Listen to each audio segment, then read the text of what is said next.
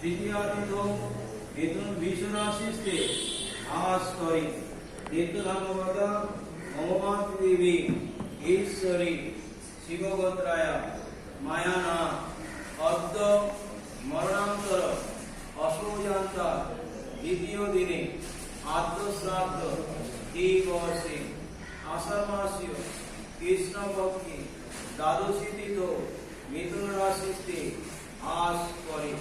শ্রী বিষ্ণু প্রীতি কাম অদ্য মহাব্যাহৃতি হোম তথা বৈষ্ণব হোম তথা নৃসিংহ কর্ম করণায় অনাদি কৃষ্ণ ব্রহ্মচারী অচ্যুত গোত্র দেব শর্ম যথাশাস্ত্র বিহিতম ব্রহ্মকর্ম করণায়।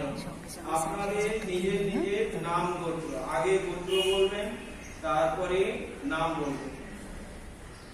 তারপরে গোত্র দাসস্য অহং ব্রীণে, আমার কাছে